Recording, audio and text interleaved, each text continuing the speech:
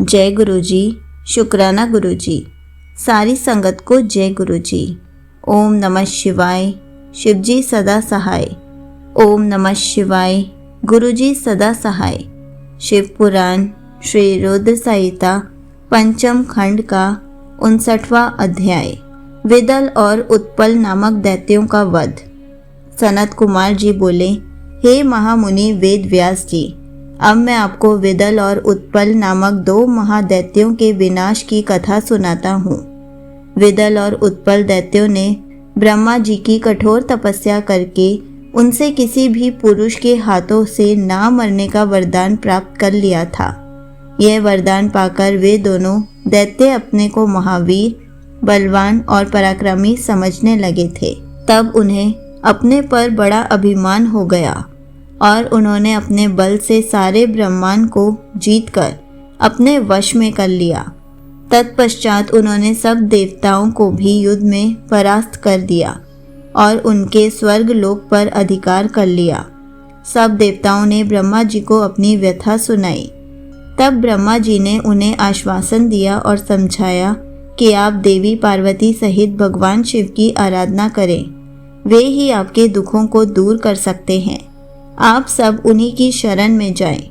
भगवान भक्त वत्सल हैं, वे निश्चय ही आपका कल्याण करेंगे। तब ब्रह्मा जी की आज्ञा मानकर देवता शिव शिवा की जय जयकार करते हुए अपने अपने धाम को चले गए।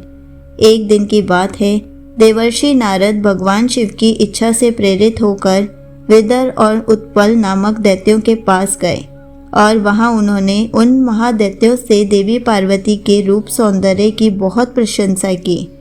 उनके रूप की प्रशंसा सुनकर दैत्य काम से पीड़ित हो गए। उन्होंने अपने मन में देवी पार्वती का हरण करने के बारे में सोचा। इस बुरी भावना को मन में लिए वे दैत्य पार्वती जी को देखने के लिए चल दिए। एक बार जब देवी पार्वती अपनी सहेलियों के साथ गेंद से खेल रही थी, तब आकाश मार्ग से जाते समय उन दुराचारी दैत्यों की दृष्टि देवी पार्वती पर पड़ी।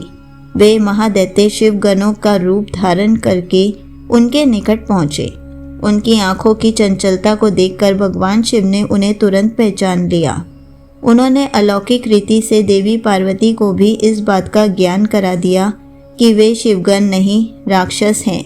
अपने आराध्य पति सर्वज्ञ शिव की बातों को देवी पार्वती ने समझ लिया। महादैत्यों को उनकी करनी का फल चखाने के लिए देवी पार्वती ने सखियों के साथ खेलते खेलते इस प्रकार से गेंद घुमा कर मारी कि उसकी चोट से चक्कर खाकर विदल और उत्पल नामक दैत्य धरती पर इस प्रकार गिर पड़े, जैसे तेज वायु के झोंके से पके हुए फल टपक कर धरती पर गिर जाते हैं। जिस प्रकार वज्र के प्रहार से बड़े बड़े शिखर पल में ढह जाते हैं, गिरते ही उनके प्राण पखेरु उड़ जाते हैं, इस प्रकार उत्पल और विदल नामक महादैत्यों का वध करने के पश्चात वह गेंद ज्योतिर्लिंग के रूप में परिणत हो गई। दुष्टों का नाश करने वाला वह लिंग कंदुकेश्वर नामक से विख्यात हुआ। यह लिंग ज्येष्ठेश्वर के निकट स्थित है। काशी में स्थित कंदुकेश्वर ज्योतिर्लिंग दुष्टों का नाश करने वाला तथा भोग और मोक्ष प्रदान करने वाला है तथा मनुष्यों की सारी मनोकामनाओं को पूरा करता है। इस अनुपम कथा को सुनने अथवा पढ़ने से भय और दुख दूर हो जाते हैं तथा सुखों की प्राप्ति होती है और अंत में दिव्य गति की प्राप्ति होती है। ब्रह्मा जी बोले, हे मुनीश्वर, मैंने आपको समस्त मनोरथों को पूरा करने वाले रुद्र संहिता के युद्ध कांड को सुनाया।